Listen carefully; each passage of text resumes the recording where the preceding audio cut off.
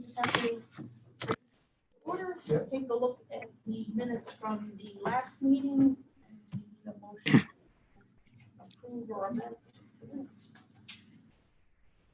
Will we accept the minutes? So are these meetings retrievable on YouTube? Yes, And how do you find them? you go to the Town of Waldoboro YouTube page and look for the Land Use Committee playlist. Thank you. Have a second to the motion on second. Great. All those in favor of accepting the minutes as written? Aye. Aye. Aye. Any opposed? It passes. Okay. Bill, you're up, or Max is up. We'll start with Article 10. Can you hear me in Zoom link? Sarah, George, Freeman? Yes. Yeah. Yeah. Hear you. Did they say Yep. yes? I can't. We're going to start with Article 10, specific for standards. We can just go through page by page. We haven't made changes to many of these sections, and I'll just point out the ones that we have. There's just a handful of them, but it would be worthy to just to go through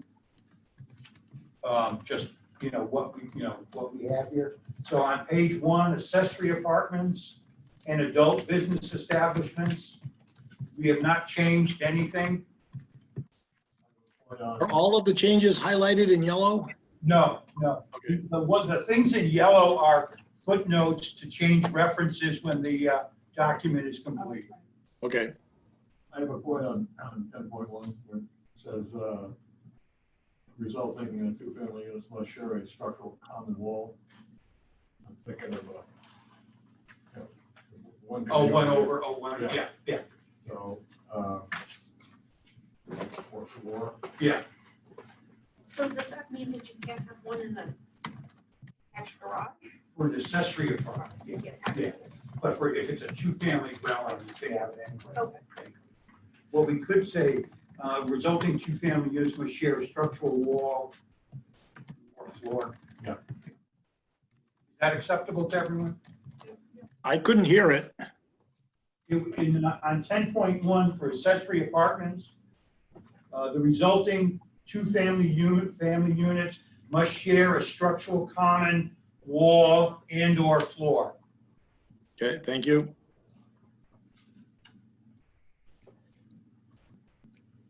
Moving on to adult business establishments and adult entertainment.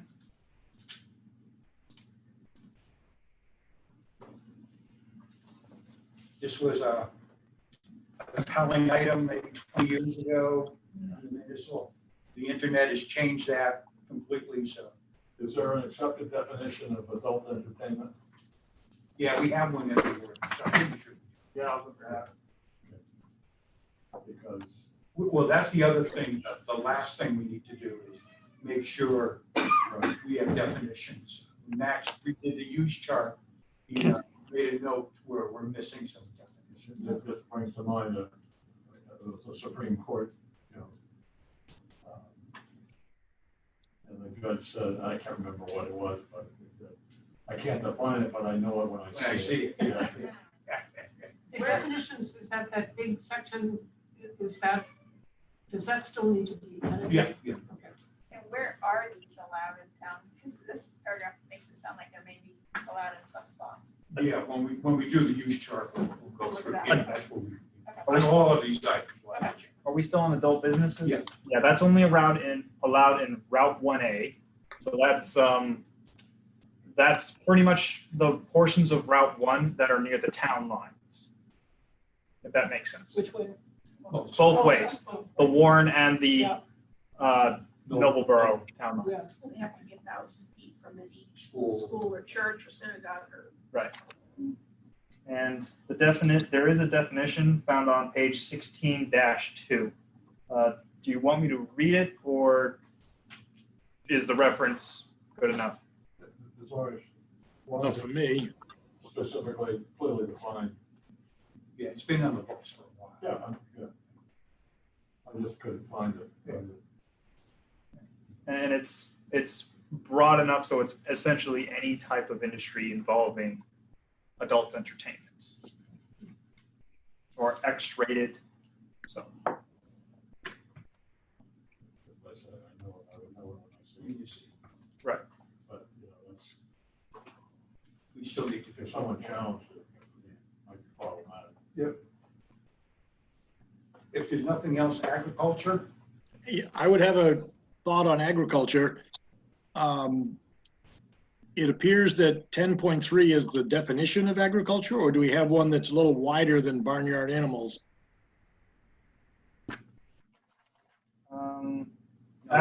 Agriculture is defined in 16-2. So how does someone know if I was just reading down through this and I didn't have a barnyard animal, I wouldn't know if I was in agriculture or not, and yet it sounds like the other section has a more complete definition. Is aquaculture agriculture? standards, George, only deal with agriculture relating to the keeping of animals, that's all. Okay, so as we go down through this, it only relates to barnyard animals? Right, it's just with animals, yeah. Where do we cover aquaculture? We don't. Does that mean it's not allowed or not disallowed? We don't have any standards for it. Specific standards. What is that?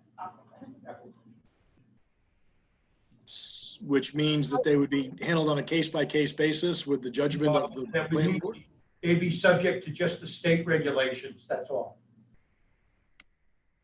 So would the planning board have discretion of their own at all, or how would that work? No, we'll take that up when we do the use chart. Okay, all right. I would, The only thing in aquaculture that we would review, if it's outside of the water and they're putting up a structure or structures. that's, yep. But if it's in the water, it's governed by the laws of the state of Maine. Okay. So I will certainly stand down and be quiet for a while, but so later on this gets addressed. I actually did my homework this time, but I don't remember seeing agriculture in there. Aquaculture is not in here. No. So if somebody builds a building at the Waldoboro Business Park to grow eels in, it's a state decision or a planning board decision? No, George, no, aquaculture that occurs in the water is governed by the state regulations. Yes, I got that. If they build something inland, then we cover it like we would any kind of building. They would need to get a permit, a site review, stormwater plan as applicable. Would that hold true for greenhouses as well? When we get to the use chart, we'll take a look. Some Okay. greenhouses we allow just by permit. Doesn't need planning board review. This is Sarah. Can I make a comment? Yes. Can you hear me? She wants to make a comment. Yeah, go ahead, Sarah. Oh, okay. I wasn't sure you could hear me. I think we might need a definition of specific performance standards, and then people will know what should go in this category in Article 10. I'm wondering if that's what the confusion is. I missed the first part of that, something about the performance standards. Yeah, what I was trying to say was, perhaps the question that is arising right now is really more about what is the definition of specific performance standards, like what is included in Article 10, rather than whether we accept agriculture or aquaculture. You know what I mean? I know I will defer my questions for a while if it makes sense.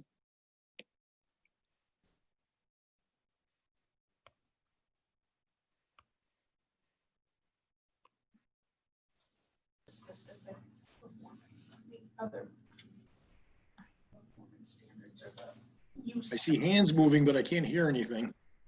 I don't, Sarah, could you explain that again a little bit differently? Because I didn't quite understand.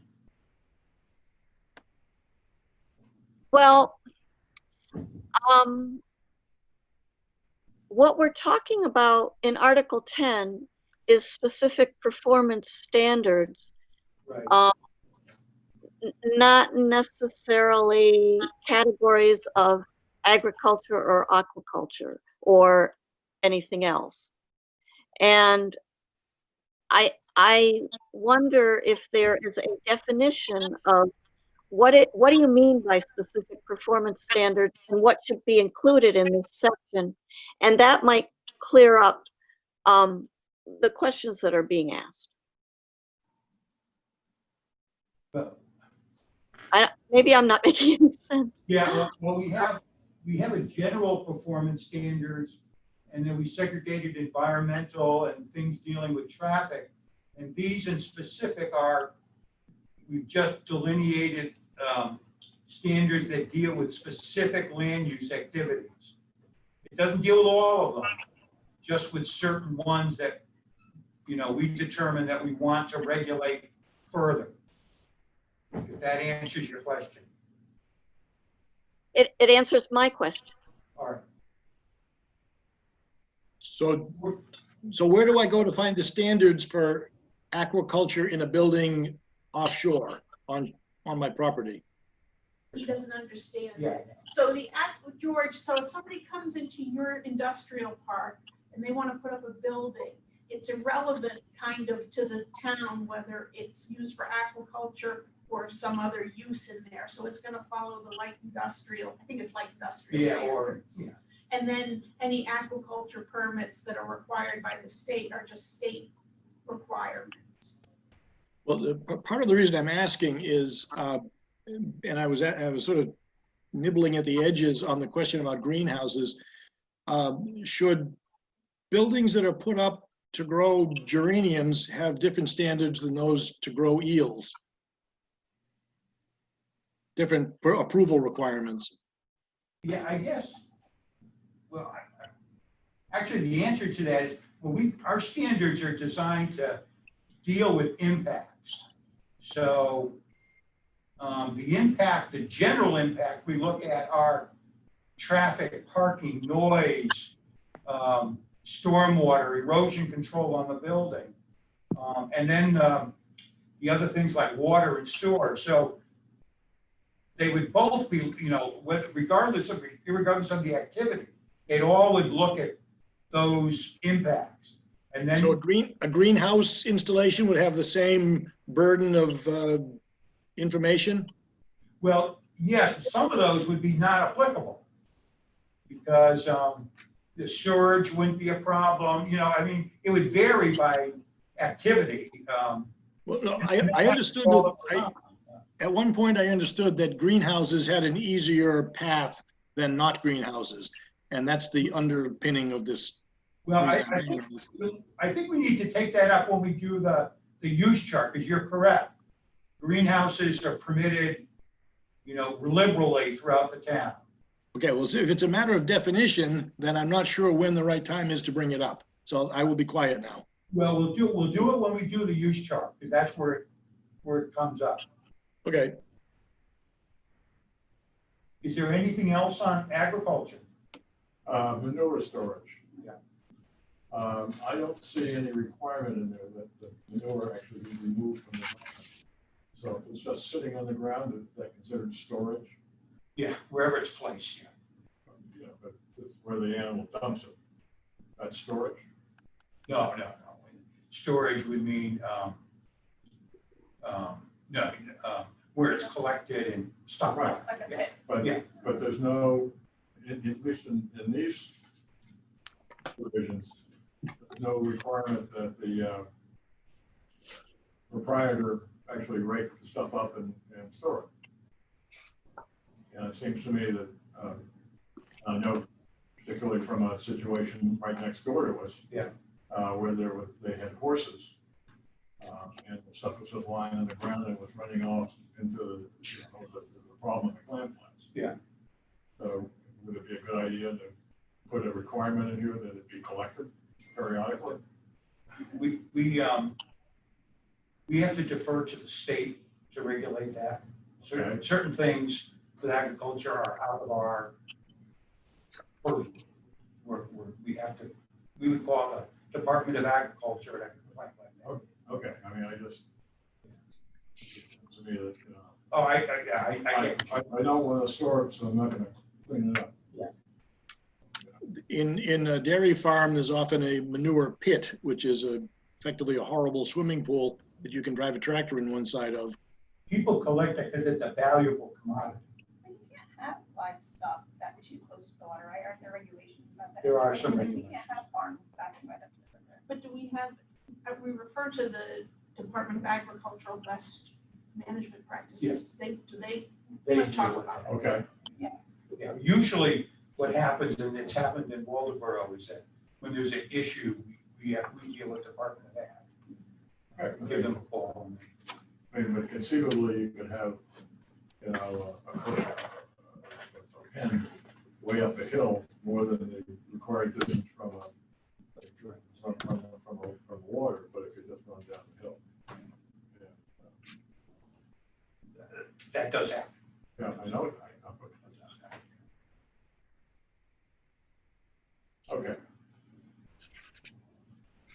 Agriculture-related activities.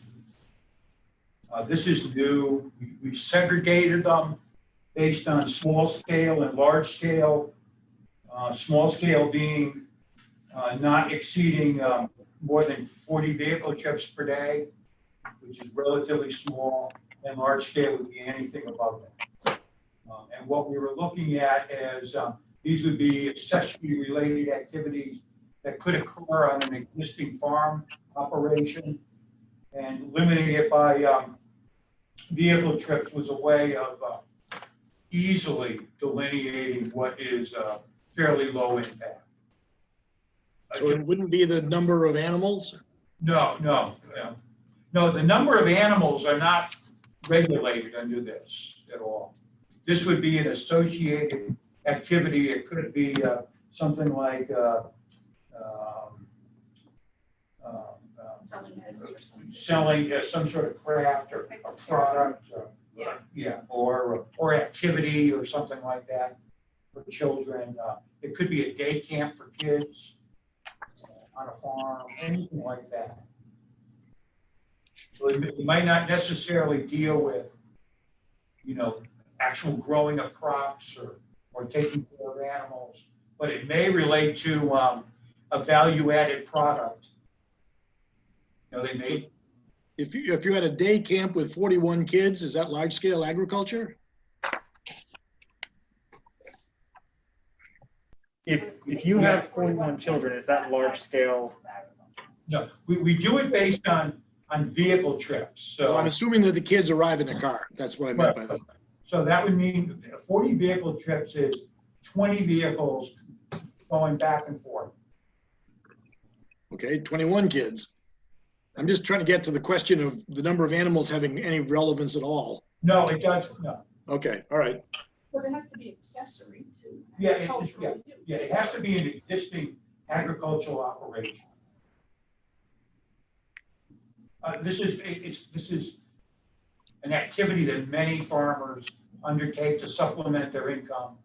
And they usually try to find something that relates something to do with the agricultural operation. And experiential activities like a bed and breakfast on a farm. Little carving, That's right, are all shearing, yeah. absolutely. And then there could be large scale ones. And those are the ones where, in our use chart, the large scale ones will have definitely the planning board look at, because they would have higher impacts of traffic and things like that.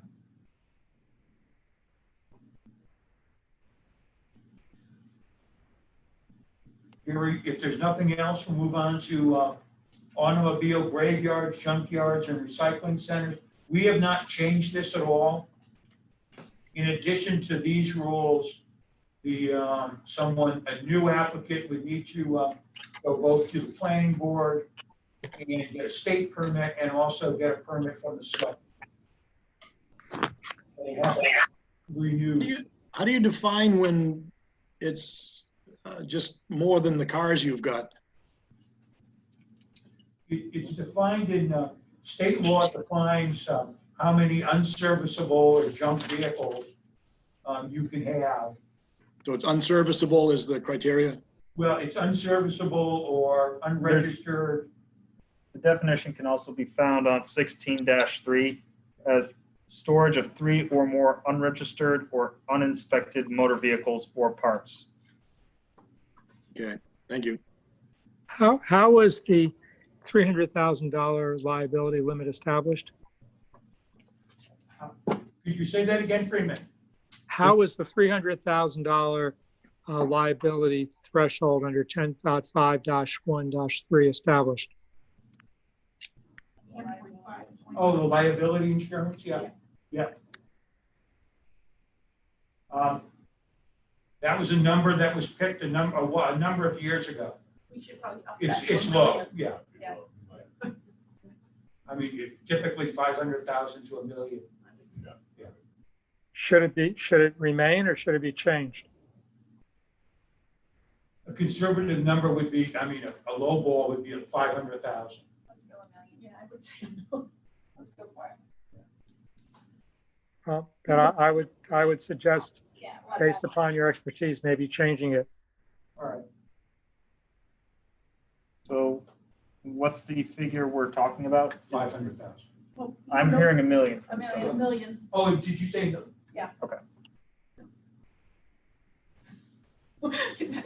That was a unilateral decision there, sorry about that. That's not unusual.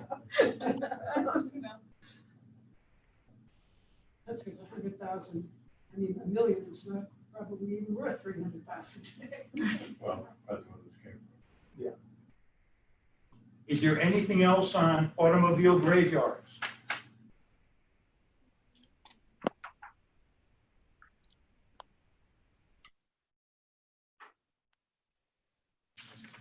We actually have, I don't know if any in Waldoboro, but there's quite a few in the immediate area. On Route 17, I think there's 2 of them. Yes. Yeah, so. And then on Route 3, heading in the other direction, Windsor, I think is another large one. Going on to bed and breakfast, we didn't change anything here.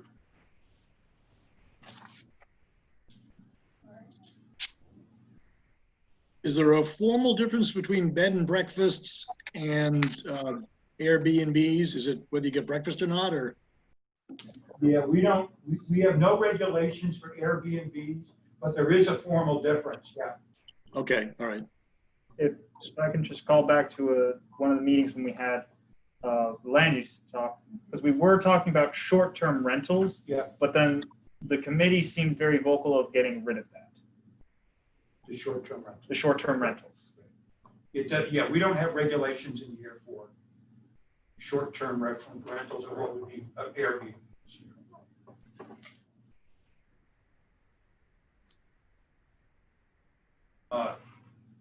Campgrounds and tenting grounds. There is a change here. We have 2 categories of campgrounds.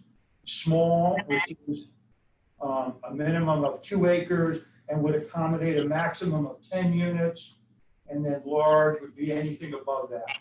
And the large would have to have a minimum of 10 acres and they could accommodate a maximum of 100 units or sites. The rules, the specific rules there for campfires and whatever would be the same for both. But there would just, in our previous discussion, we wanted to delineate some smaller scale campground activities to allow them in some areas that we wouldn't necessarily allow the larger campgrounds. The rationale for the difference between separation of recreational vehicles and sites. I don't know if there is a rationale. That was something that many communities did when RVs became popular.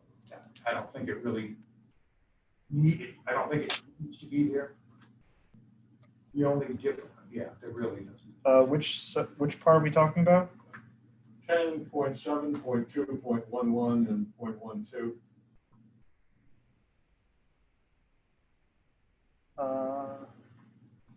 I'm not sure about that. You can have two large objects, 25 feet apart, but smaller objects have to be 75 feet apart. Yeah. It seems like it should be opposite. Yeah. Or the same. So sometimes the tent sites, there was a lot of towns looked at, I don't know if you used the state campground. Many of them have fairly generous distances between tent sites. I mean, And that's been some towns I've tried to adopt and keep that, but that's just a preference. Max, under small campgrounds, it seems that sentence should be split up. A small campground shall have a minimum of 2 acres of land, period. All campsites, and you have campsite sites. All campsites or structures shall be located, blah, blah, blah. That's the second sentence, right? Yep. And the same thing under large campgrounds. It should be, capital all campsites. Because it sort of reads, it runs on and it's not clear. That's a good idea. Trash receptacle. It seems like trash receptacle is one for every 3, but is that also picnic table, or does each site have their own picnic table? Because the way it reads, is there's picnic table and trash for every 3 sites. Oh, yeah, So you have to yeah, that, we can split that up. It's supposed to be one picnic table for per the site. site and then a receptacle for every 3. Yeah. And trash receptacle, and that would get in that sentence. Hey, in the adult business, when I looked at that, I didn't see my note, but when I looked at that, the adult business. Mhm. 10.2.2.1. Yes, 10.2.2.1. Yeah, adult business establishments may be located only in the Route 1, blah, blah, blah. Wouldn't that make sense to put that as the first sentence? Because that really limits, right off the bat, it limits where they can even be. I'm not sure. It struck me that that's really a. Well, and also that last sentence should be corrected to take out Route 1 commercial B because it's not allowed in there. Oh, so it's Route 1 commercial A? Yeah, it should only be. Okay, that's it. It should be the very first sentence, because that's. We should take that sentence out completely. Because it's pretty redundant since. Yeah, we should just have it in the use chart. Okay. That's where it belongs. I'm glad you found that, because I read that and didn't see it. Water and sewer. Very deep text, I think, in these times.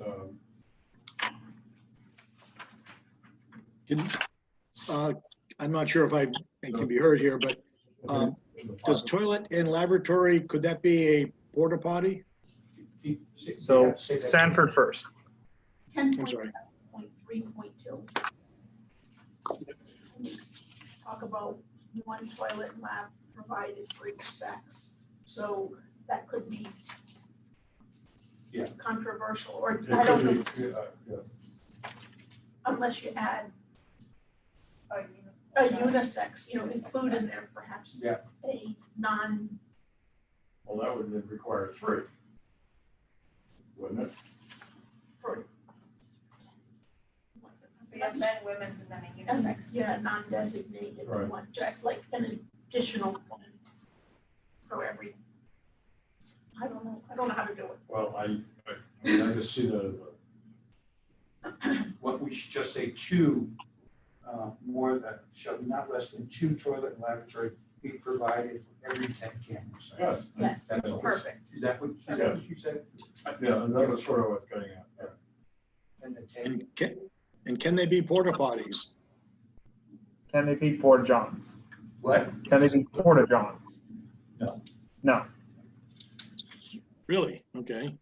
No, it has to meet state subsurface requirements, so could be a pit privy or. Why don't we say single occupancy? Well, actually, this is gonna be governed by the state plumbing code. Okay. We have rules in the plumbing code for how we divvy up. I mean, but basically, well, my thought is that a single occupancy unit, all of it, I mean, they're all unique. Well, that's what we're basically going to the Chevy listing. 2 toilet and lavatory facilities. Everything can- Right, but they can't. My point is that you wouldn't want to have one building with 2 undivided facilities. Specified it have to be separated. Yeah, we don't have to. Okay. That's not something. This would be just a minimum. When they get the plumbing permit, the state dictates how many, based on the overall. Okay. So the last sentence, it's 1 toilet and lavatory. Are we saying unit? No, I missed what the last sentence is supposed to say. 2 toilet and lavatories be provided for every 10 zones. It just, so we're just cutting out for each sex then. Right.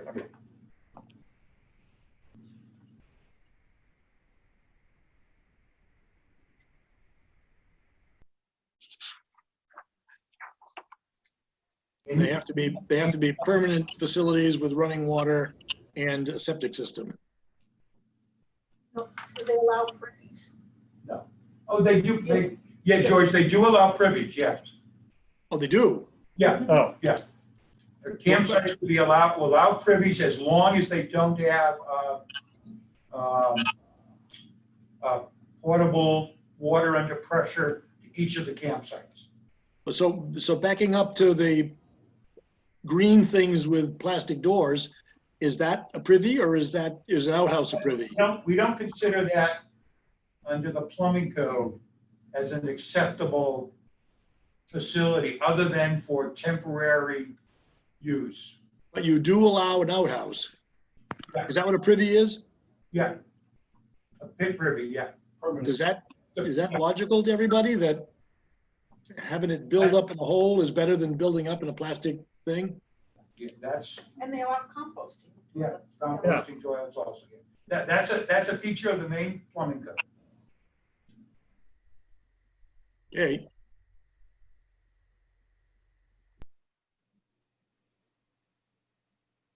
Anything that requires maintenance or removal of the effluent can only be done with the rules. So there's a holding tank provision, but it's a complicated, you just can't put in a holding tank. You have to have a contract and get a special permit from the town and or state, so.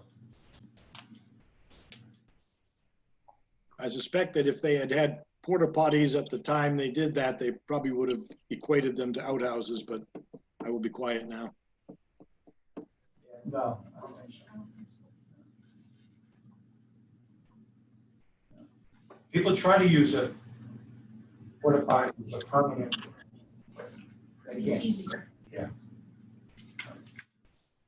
If there's nothing else, excavation and burrow pits, we didn't change this at all. I'm a little confused by this. 10.8.1.2 and 10.8.1.3. Is that carving out an exception so that when you're constructing something, it doesn't constitute a borrow pit? Yeah, if you were removing sand or gravel to put in your building or roadway, we don't consider that. Right, okay. And sometimes the removal can be extensive if it's a long road. Right, it was just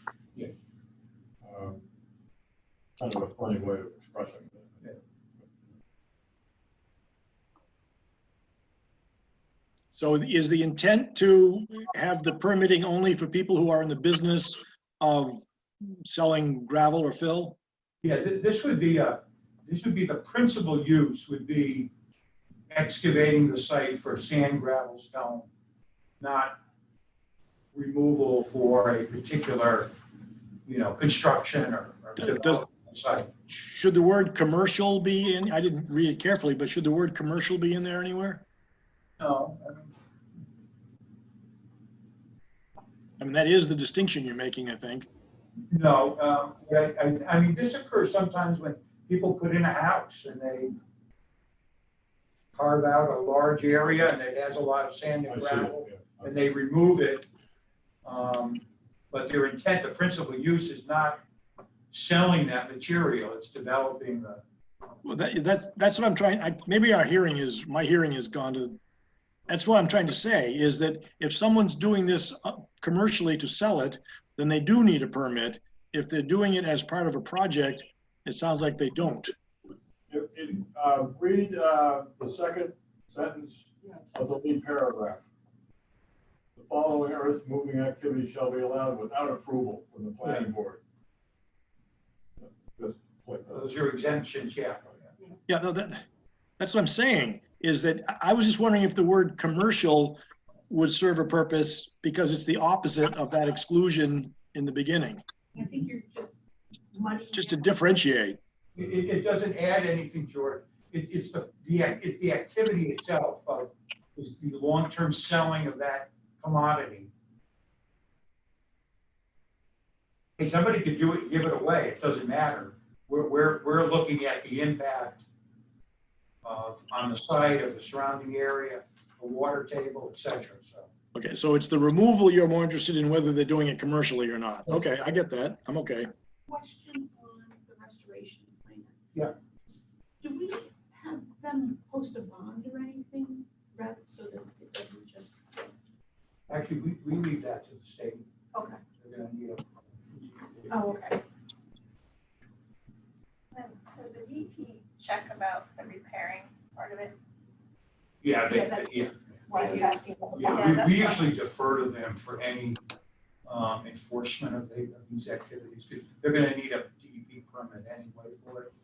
And the reason we defer to them is that the key thing that we're looking at is the impact on the water. Contamination.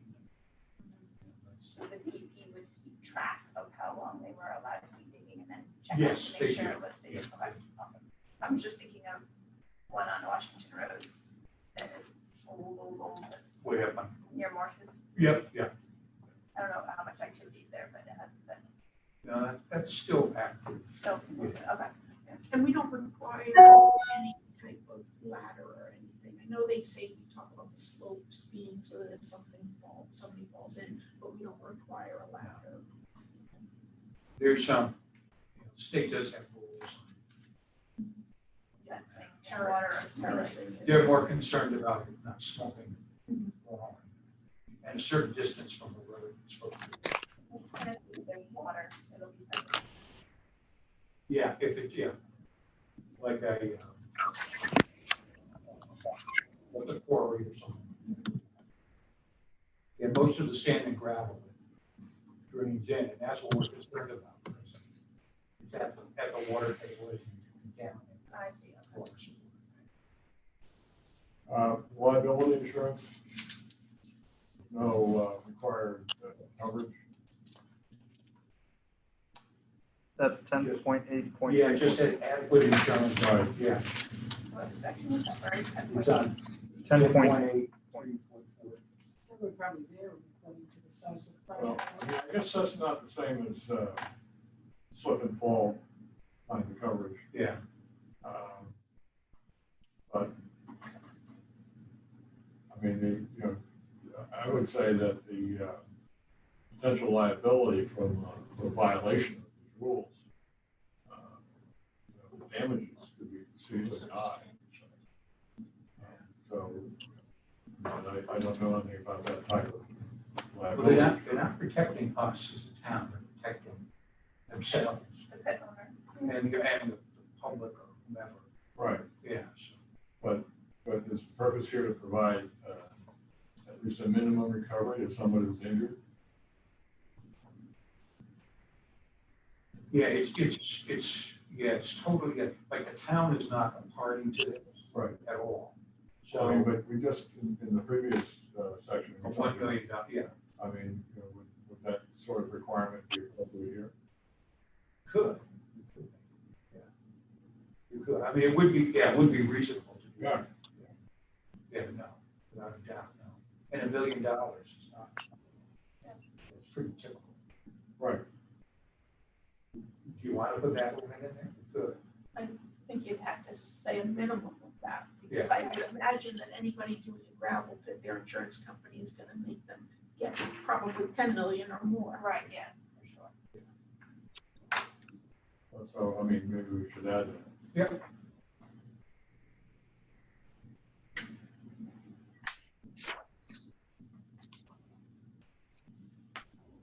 We need to change the language a little bit.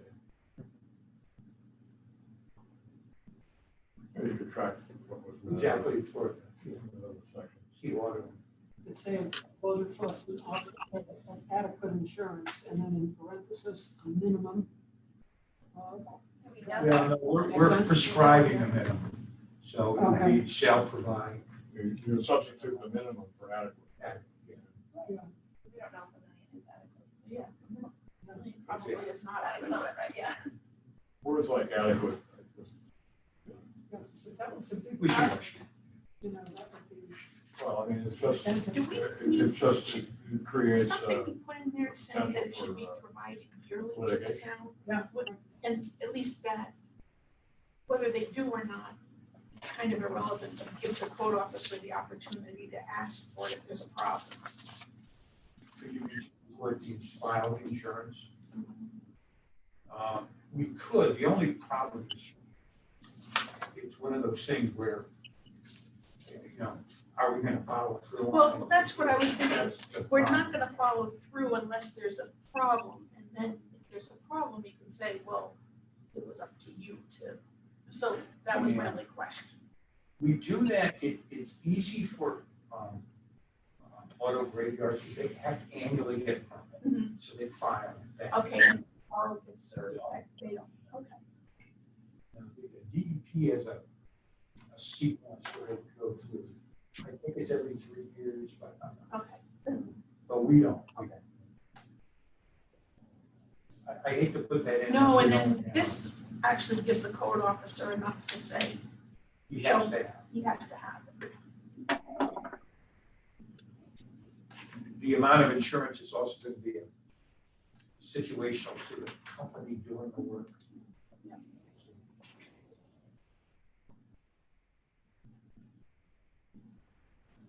We haven't had any new pits in town.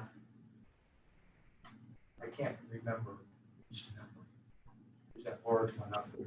It's Washington. Wash it right on, Yeah. on the way to Jefferson. Yeah. Yeah. Jefferson. Yeah. Anything else on borough pits? Yes. And I'm having a hard time hearing everybody, so I hope Freeman can hear and Sarah. In the removal of or burial of debris, what is actually meant by inorganic materials?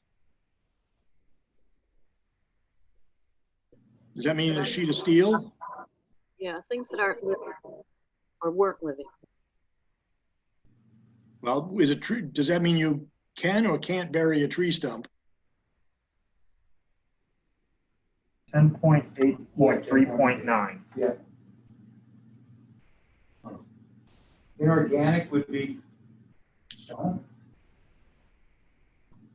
Organic means it has carbon in it. Inorganic doesn't have carbon in it. If somebody were really reading that like I am.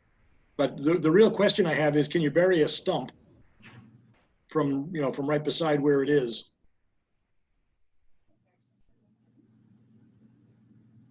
Yeah, you could, yeah. Because they are organic.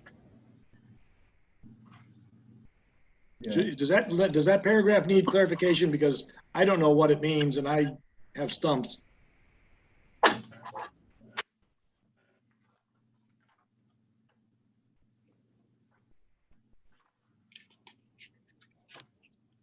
Or what's an approved location would be the other clarification.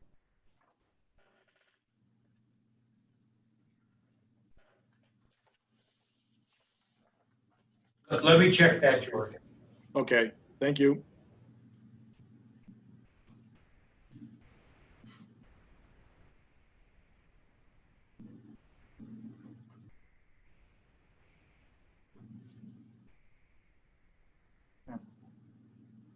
George, I'm just gonna check the DEP regs on that. Okay, Or, yeah, but I do think the language needs to be clarified because that's, those questions I had, if anybody's cleaning up an area, they're gonna surface they're gonna come to their minds very quickly. This isn't for cleaning up an area, this is for a borrow.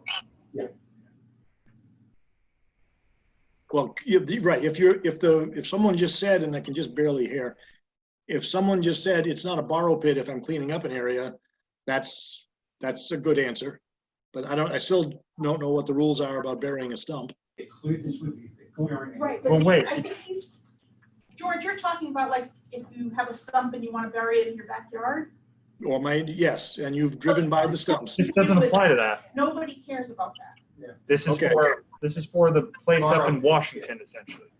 Okay, so if it's in effect, a commercial borrow pit that's not incidental to somebody building a house. No, Exactly, right. Okay, all right, no, that's fine. Good. Moving on. We'll check it out anyway. Well, it even mentions stumps right there in the. I know.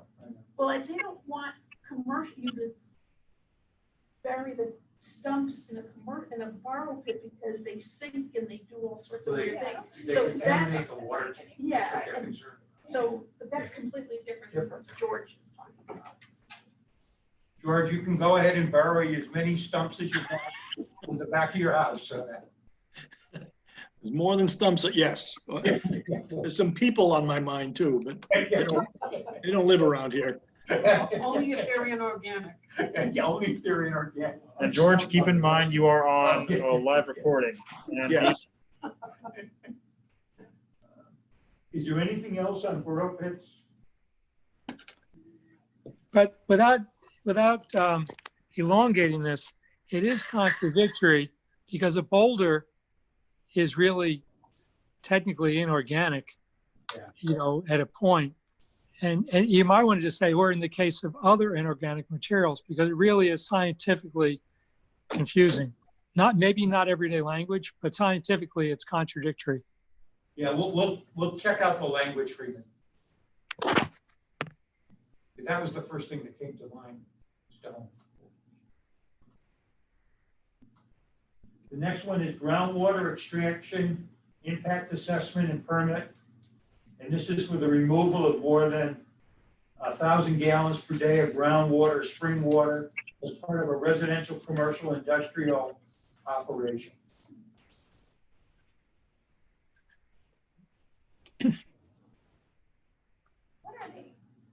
What are they permitted now? I thought it was 2,000 gallons.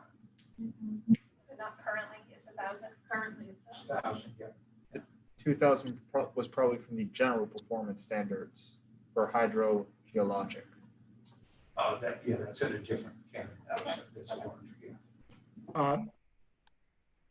It will surprise no one to make sure that if there's an activity that's taking more than 1,000 gallons a day grandfathered, that's apparently that's okay. Oh, yeah, this is just for new activities. Yeah. Okay, good, thank you.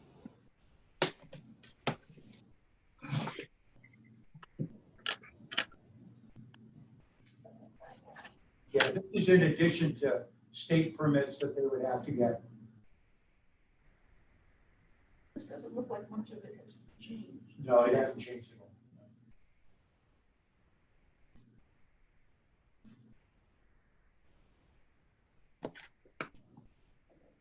We would defer to the expertise at the state level.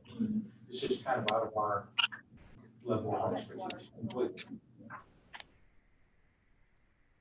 If there's nothing else, home occupations, we haven't changed this at all.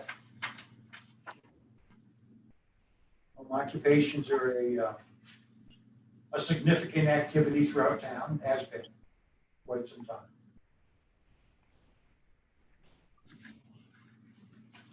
Is it, I read this quickly before, is it clear when a home occupation or a cottage industry grows to the point where it needs to be revisited by the planning board? Is that a definite transition or a clear definition?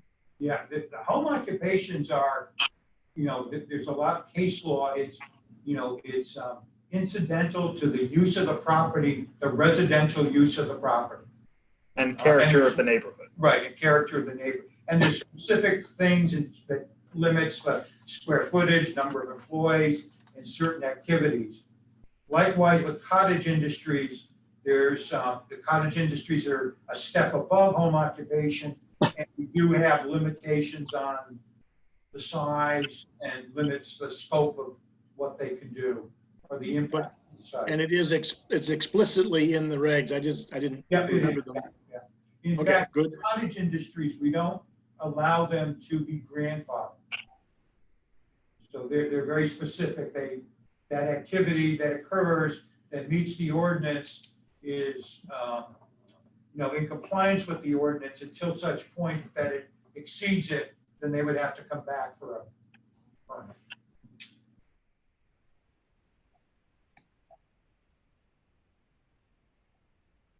Home occupations, we limit retail sales because of traffic generation, but we allow retail sales of products, fabricated or crafted at the site. Somebody builds furniture on their site or whatever, they can sell them, but they can't bring product in and sell it. That seems to be one of the biggest, the areas that create the most problems for neighbors.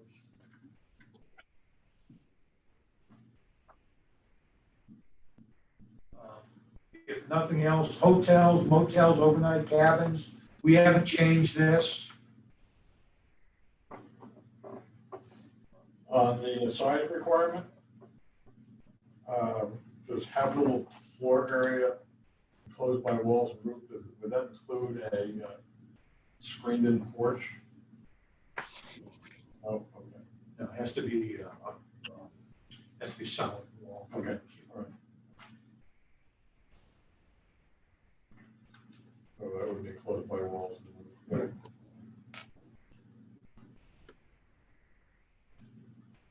And if I read this correctly, the sleeping area has to be at least 180 feet, with at least 20 square feet for the bathroom. What, you need more? Studio apartments. Well, that works out to 4 by. Yeah. I got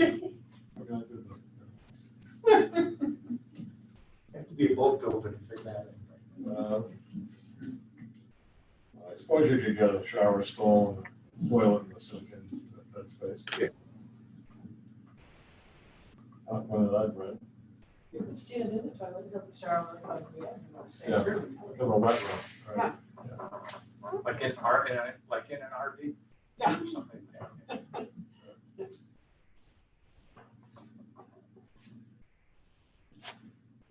If nothing on that, kennels, commercial and veterinary clinics, we haven't changed this at all.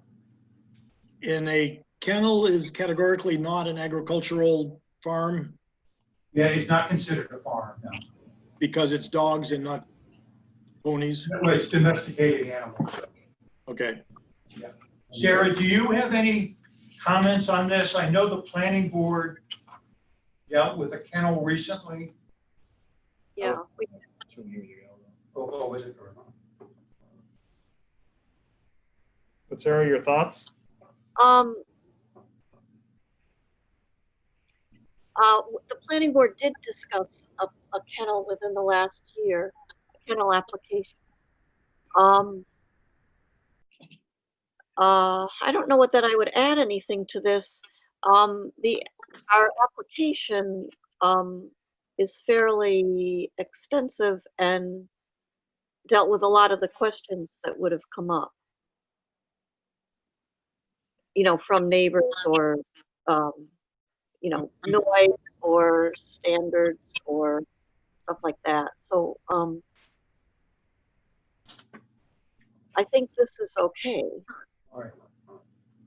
I was just wondering if you felt there should be something else in the standards for kennels, based on, the application that you went through in the past.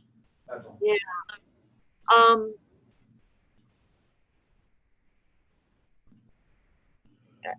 With kennels, it seems to be mostly the noise.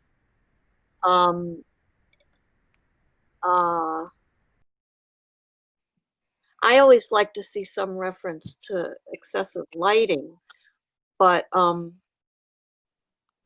I don't know that you need that here.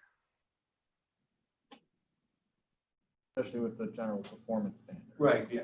Yeah, yeah. I don't really have anything to add to this description. All right, I was just checking. Okay. Bill, I have a question. 10.13.7, it says that all other relevant performance standards shall also be observed. Isn't that a bit, We don't need to put that in. yeah, Exactly. Yeah, that's, because a few of them have that, and I'm wondering yeah, why we that. we could take that out. Okay. Max, if there's others, just mark them. Right. Anything else on kennels? Hearing none. Industry, manufacturing, warehousing, and trucking terminals. This we haven't changed. I've got a question on what chemicals are. 14.17. Chemicals are. Yeah, 10.14.1.7. List of Is there a list someplace of what the Environmental Protection Agency or the Maine Department of Environmental Pollution considers is on their list of, I guess, hazardous materials? You have to contact those agencies, George. There is a list. Okay, and do they, so is it a regulation of theirs or is it just that we have to? No, it's a list of chemicals that they regulate both at the state and or federal level. Okay, so now I just realized I'm not sure where's the verb in that sentence? What? Oh, yeah. Does it say you can or can't have them? I just didn't see where, it's not a sentence really. At the top of that, it says the applicant shall submit the following information. They want to know what chemicals are going to. Okay, all right. So the verb is submit the list. Yeah. Okay. And we do that I just wondered. Okay. Yeah, go ahead. Fuel use, is that for on-site processes, or does that include fuel storage for motor vehicles? No, this would be, I guess it would include a wholesale storage of chemical, Right. fuel. But no, not for like a typical like gas station or something like that. Not sure why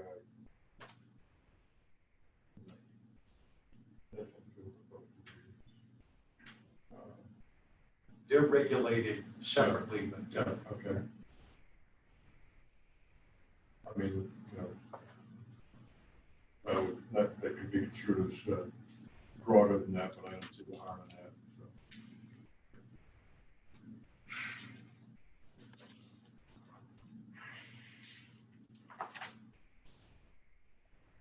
is there anything else in that section that we haven't changed it? So I don't have anything yet. Oh, the noise level. I once had my phone running in the room you're sitting in and it was like 50 decibels. Where are you measuring the 60 or 70 decibels? It's measured at the property line. Okay, does that say that somewhere? Yeah. 10.14.2.9. We could take that out because we have separate noise standards Yeah, that's in the that general are performance. more detailed. Yeah. Well, I mean, I did. So what's the item number where it says where you measure it? I missed it. 10.14.2.9. Yeah, it says, noise level of the industrial process shall not exceed 60 decibels at any property line from, and it gives the time frames. Okay, so that's that, and I because of the hearing or where your microphones are, I still don't know what section you were reading that from. 10.14. What? 2.9. If you all want to speak clearly to them, you have mics in front of you that you should. Okay, all right. Any property line. Okay, I read right past it. I apologize. George, I'm we sorry. should remove this because the standards we have, the general performance standards are for noise, are give more specific guidance on where to take the readings and things like that, so. Is there a duration? And if someone goes by with a power lawnmower, they're gonna pass the number quite possibly, particularly if they're near the boundary.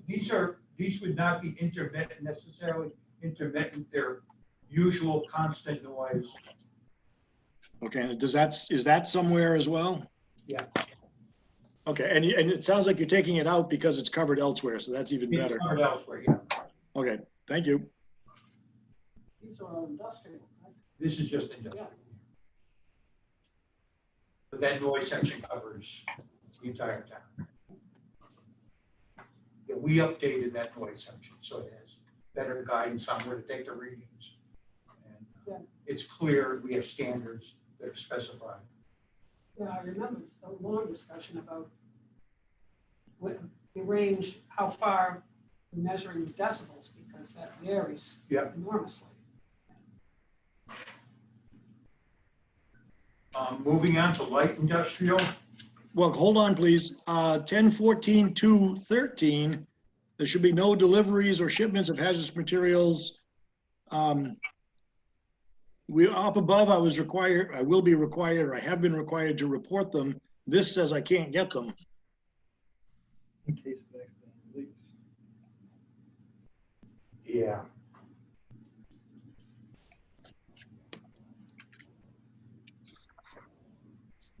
That, I mean, the whole point of, if you're regulating, if you follow the EPA, main DEP regulations, this is unnecessary.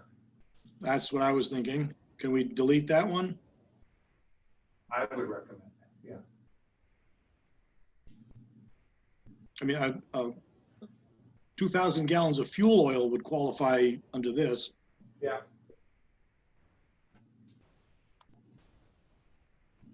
Which section do you want to eliminate?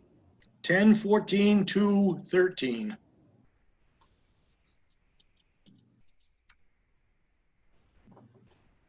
I mean, that could be a gallon of chlorine gas. Comment by that, very broad. Yeah. Yeah. Yeah, If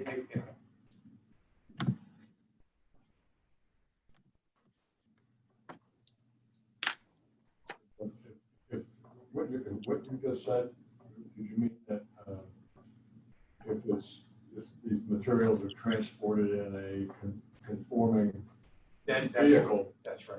it takes it, that removes it from the operation? Yeah. Okay.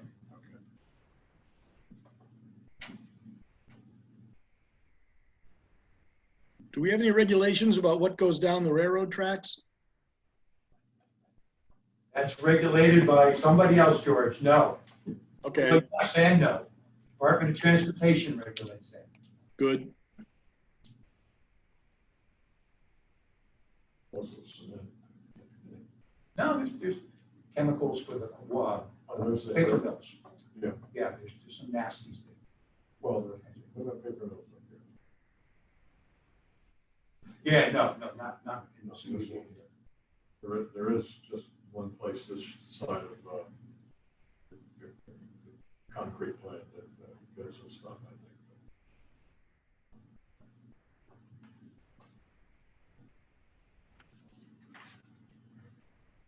We could also eliminate the last one, discharges.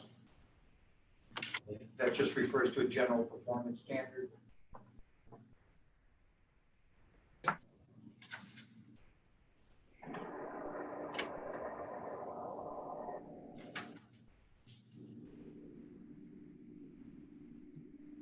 Moving on to light industry. Got a question on the noise again. And I guess as I read this, it occurs to me that maybe you just don't qualify for light industry if you're too noisy and you just get bumped up to industry. Am I correct in that? I would just take the noise out.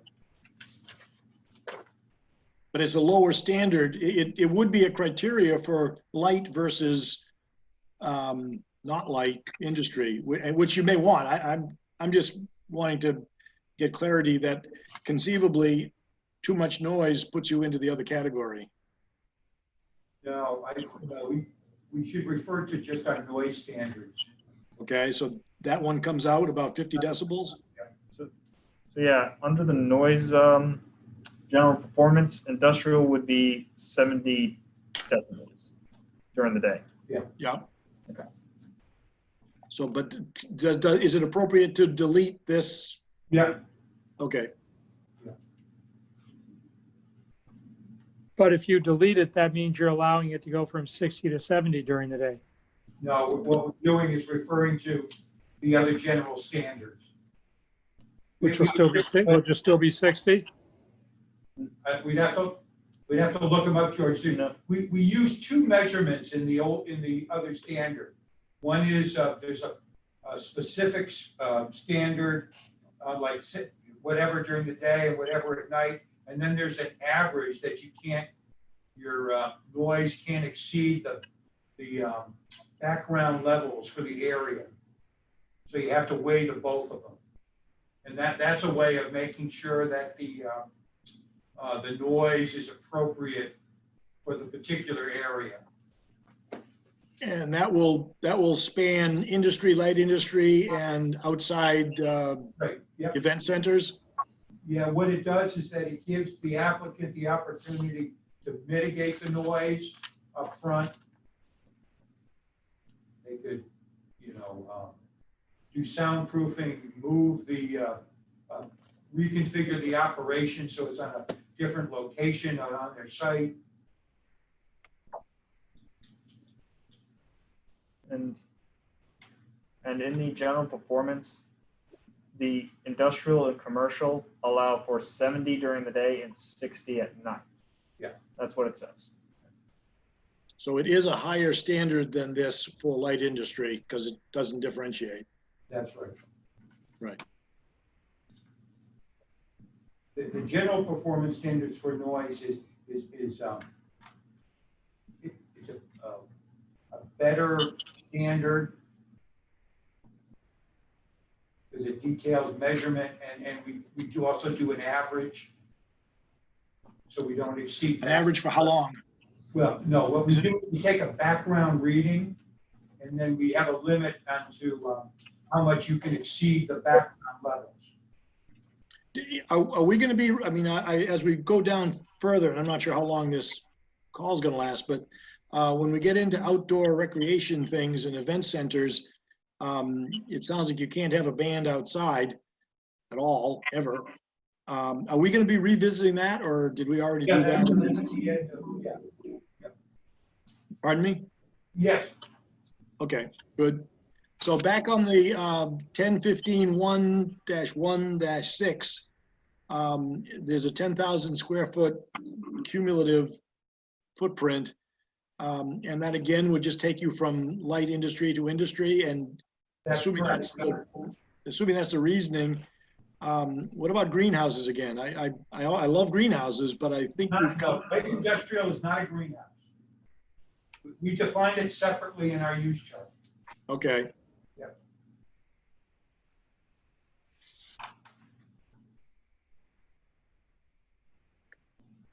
By having a light industrial use in the chart, it gives us the latitude of putting it in areas where we wouldn't necessarily want a larger scale manufacturing facility in. Right. So as long as you meet those somewhat lower sizes and stuff and activities, you could do it more beyond the industrial park is the point. That's correct, yes. Which I think is lovely. That's good. Manufactured housing, manufactured home parks, we have not changed these. Just so you know, manufactured home parks have the state prescribes certain regulations that we follow, which are more relaxed than a typical residential development or subdivision. Does manufactured home parks include little tiny houses? No, Okay, that would be something different. that would be something that tiny homes are covered under the building code. They would be classified as single family residential. Okay.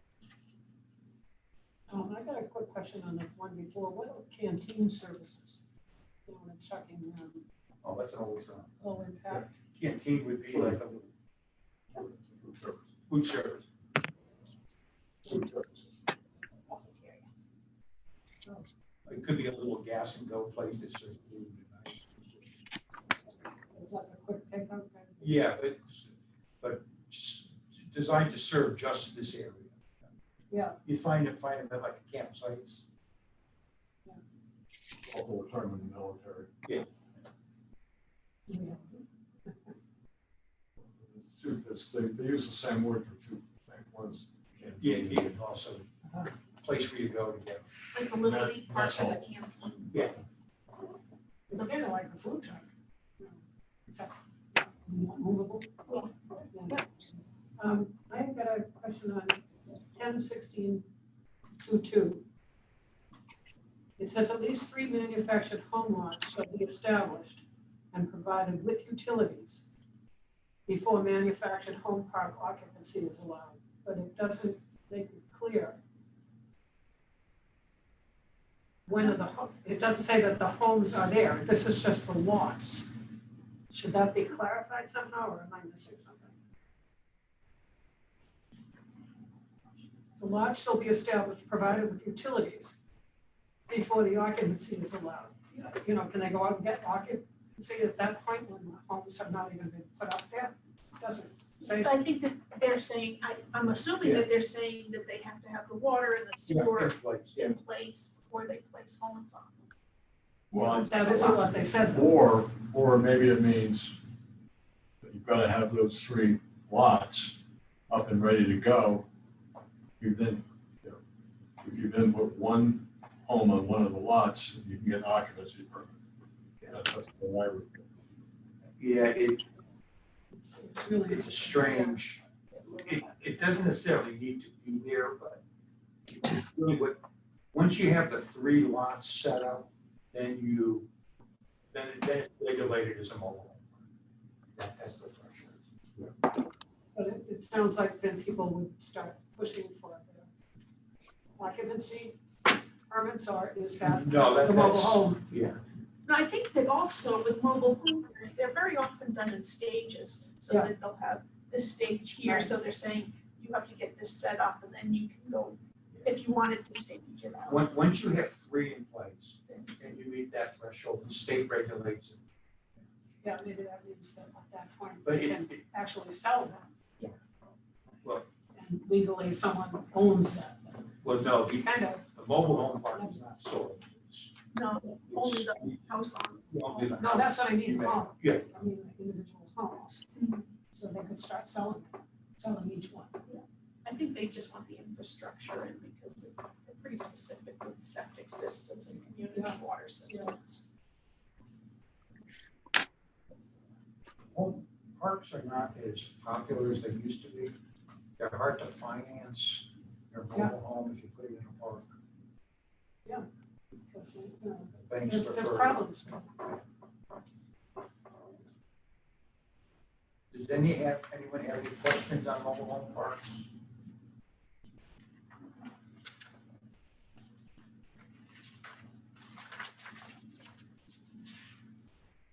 And this would be a manufactured home with a permanent or move or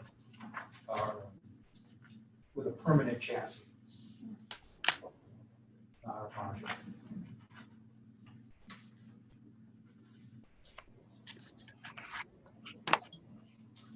Mass gatherings, I assume there's a definition someplace else for that. What, mass Mass gatherings. gathering? yes, here, Yeah, we do. hold on, Yes, How many people? 100 people Yeah. for an event other than a birthday party, wedding, or similar family gathering, You or already- location not already approved for such a gathering. yes, that's on 16-18.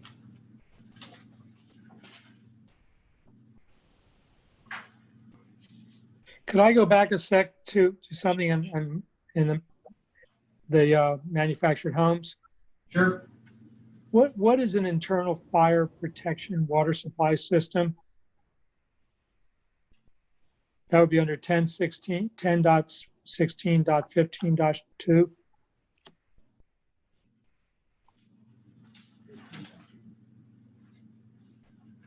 Oh, so Oh, that's kind of like a. That'd be a sprinkler retention. system. Oh, I thought it was like a retention pond on the thing.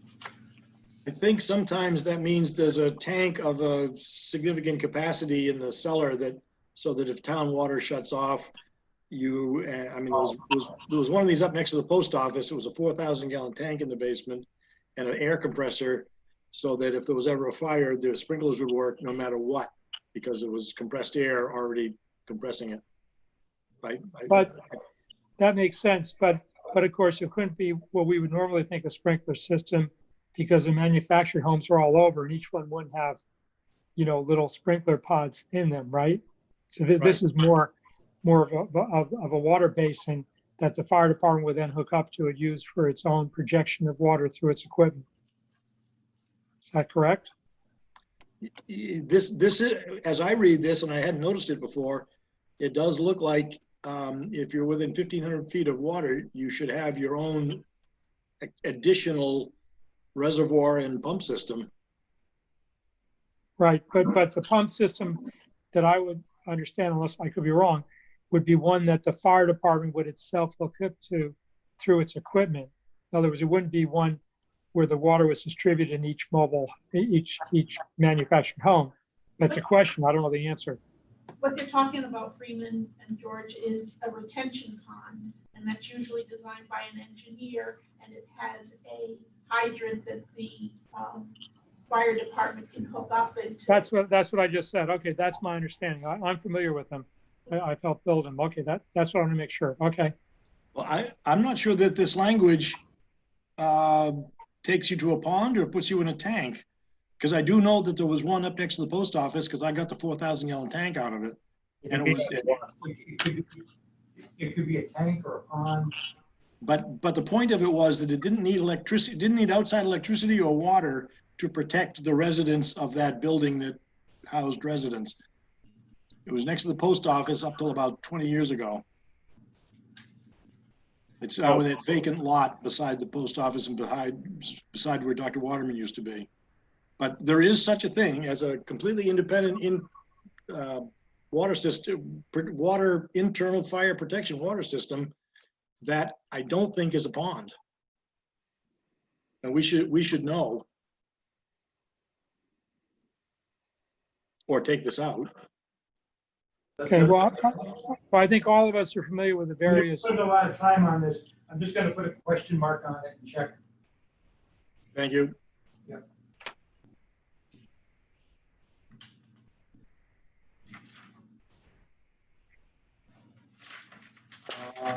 Mass gatherings.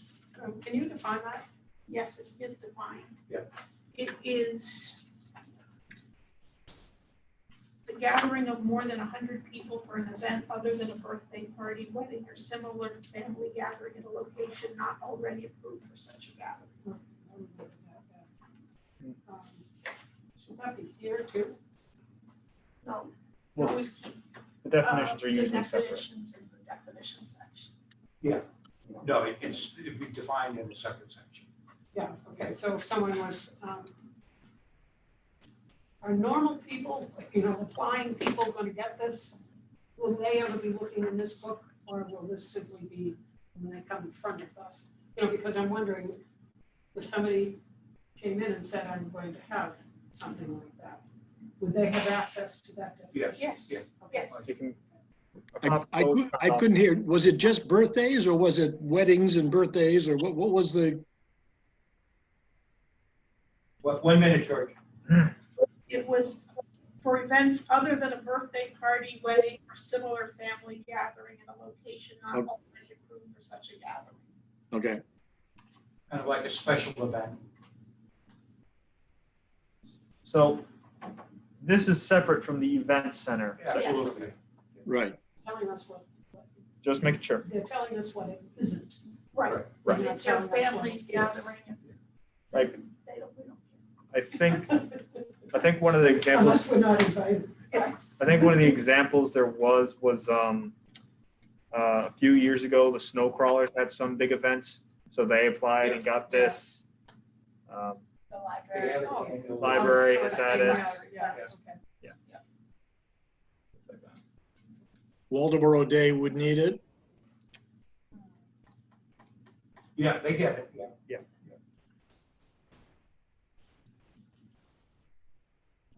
If there's nothing on that, multifamily dwellings.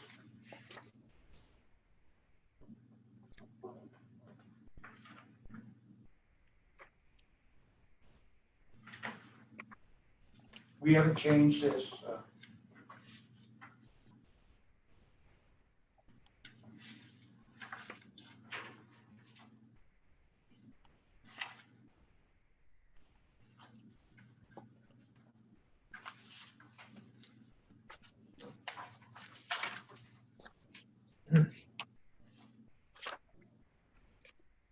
Uh,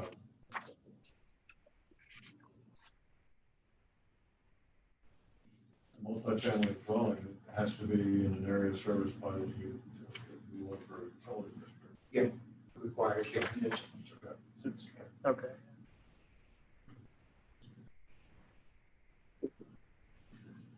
What I would like to add to this is that in the first sentence, just a sentence that says that multifamily dwellings shall be reviewed by the planning board pursuant to this ordinance and will not require a subdivision approval. Not required. It's not required. Because the state law allows us to do that. Okay. And the reason is that most of the subdivision requirements just are not really applicable to typical multifamily. So we're talking like multifamily, you're talking about like an apartment complex. Right, Correct. Okay.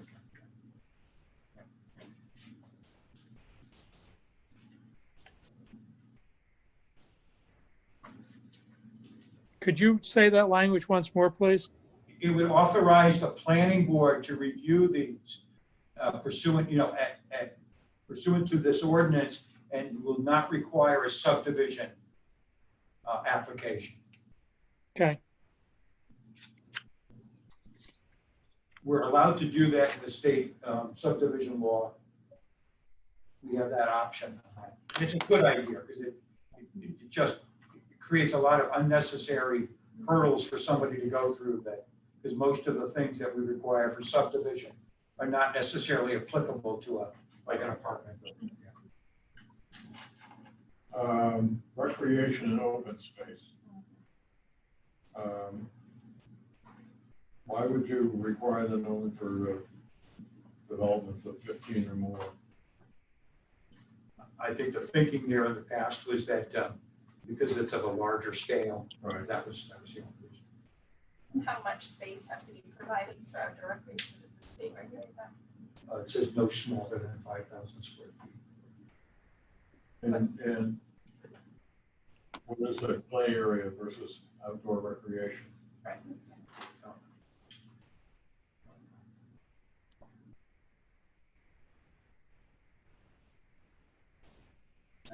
If there's no playground, it's still 5,000 square feet. Yeah, Patio or something. something like that. I mean, a play area would be a playground with swings. Could be swings, it could just be. Could be an indoor gym. Yeah. And how is that, again, how is that distinguished from a outdoor recreation area for elderly housing? I mean, it could be the same, I mean, yeah. Well, it Yeah. says for the elderly, it doesn't need to have a play area, just outdoor space. House for But it just recreation. says, but space Right, shall but be I- provided. I'm not sure Maybe what the we should. distinction is. Yeah. I mean, a play area is outdoor recreation for a child. That's true. So maybe we need to reword the The last sentence. developer would choose based on what their graphic design, yeah. Yeah, we could reword that. Probably could just be an outdoor area. Like a patio. It could just Yeah, that's still. designate it. I mean, I think the elderly would just, they probably just want a picnic table. We could just say something, a recreational area Not of less a than. minimum of 5,000 square feet to provide for the intended occupants or something. Right, something like that, that's all. Okay. Yeah. Maybe just such as, but not, to include, but not limited to playground equipment. I don't even think you have to even go that far. I think if you just make it 5,000 5,000 square feet.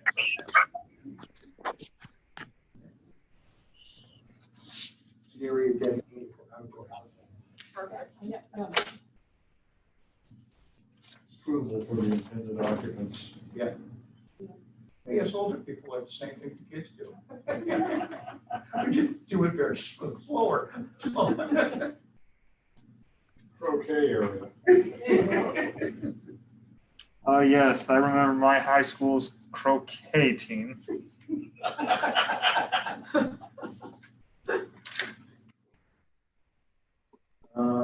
Going on to the next section, open space subdivision. We have not changed anything here.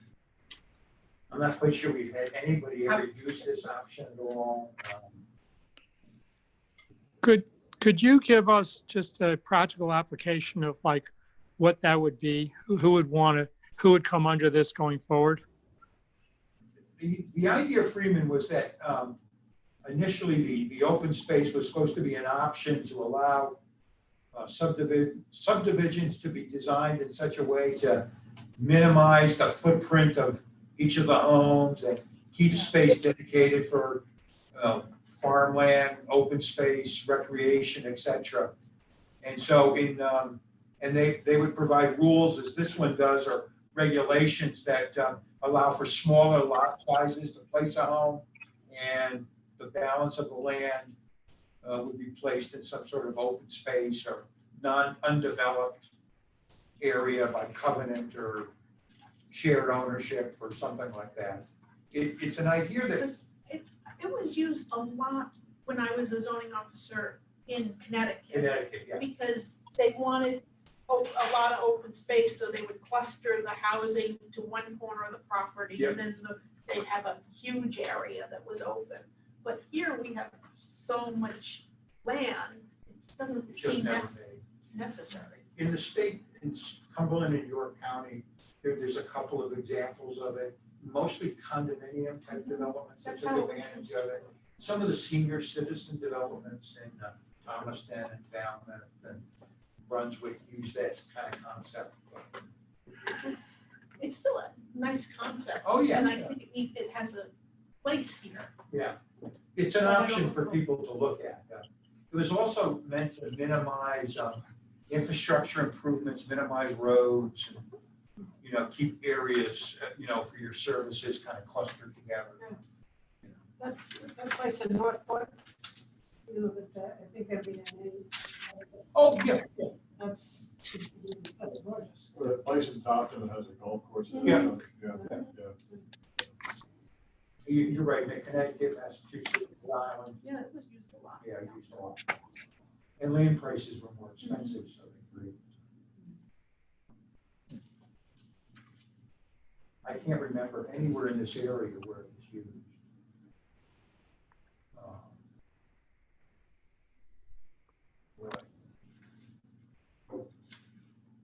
The only place Winslow, does anybody know where Big G's is? Oh, yeah. As you're going on the same side as Big G's, as you're going to see all these little duplexes, they use that. That's all for senior citizens. Okay.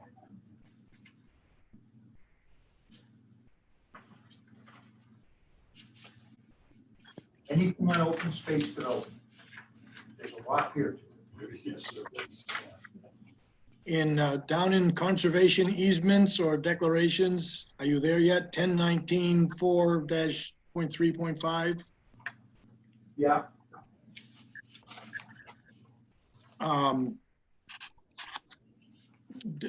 Well, I'll get right to the point. What about the intertidal zone that some people think belongs to them? Can they put that in conservation and keep people from clamming?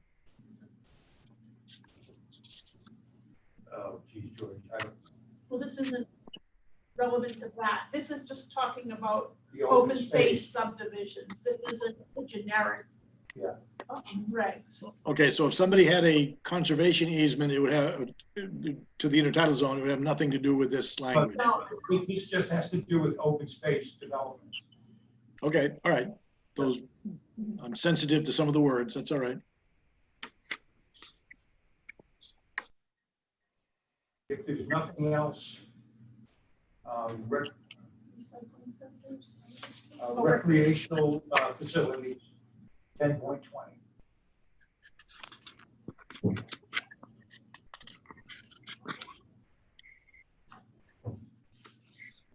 haven't changed this, so this is pretty basic.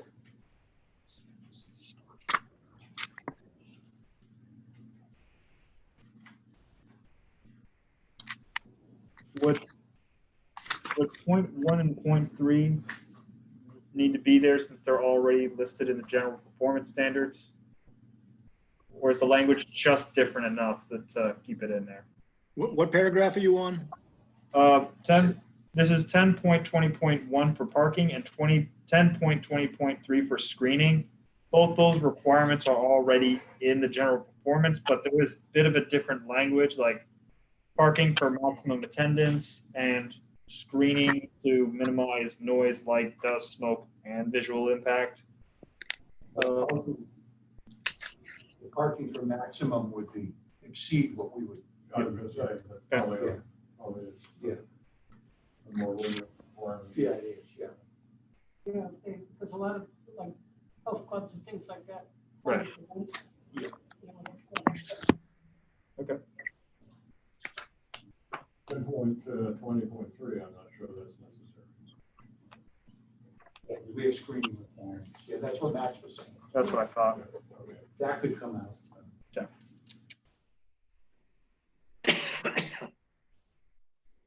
Moving on to recycling centers, other than automobile recycling centers.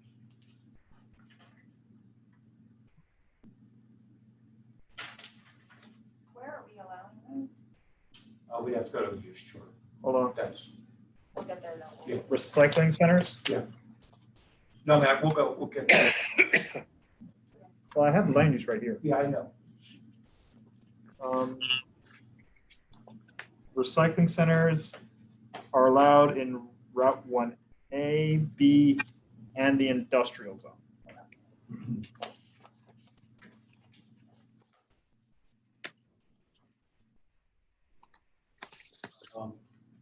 Then moving on to restaurants. Yeah, we didn't change this at all.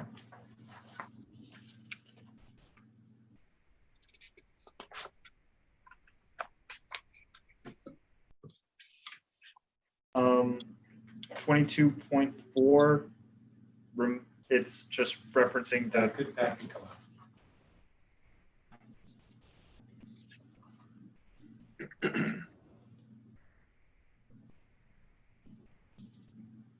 And then shipping containers. Mobile homes and buses as outside storage. This apparently was an issue in town at one point in time. These things were showing up as permanent. Because they weren't taxed or something. I think it was a lot. It was, And then 10.23.11, Yeah. I it guess. says existing units must be removed within 2 years of the effective date of this ordinance. But when was this ordinance? Because, you know, the ordinance has changed. we'd have to go to And the, if you should, don't you usually do a little tagline there saying where you can find the ordinance, or maybe you put something in about the ordinance or something? we just have that on the face of the ordinance. right, The and adoption when things were amended were amended. and when this one was given, and that was in 2005. Yeah, so that ordinance is Yeah. way outdated or has been replaced, whatever. I'm not quite sure all of them have been removed. Yeah, So, so somebody, you have to know that before they put in some shipping containers, is that how that But it prohibits them for residential properties. There's an increasing number of ways people are using those shipping containers permanently and even attractively, either as storage or stacking them up to be home even. But I think we should recognize the possibility that there's going to be some perfectly attractive uses of those containers that we may not want to categorically prohibit.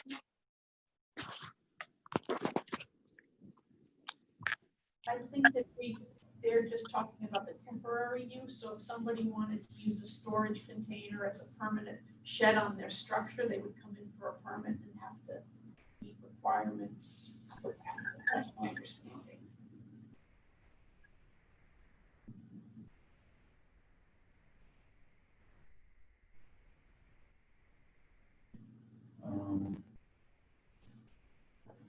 I think it's just a temporary are allowed.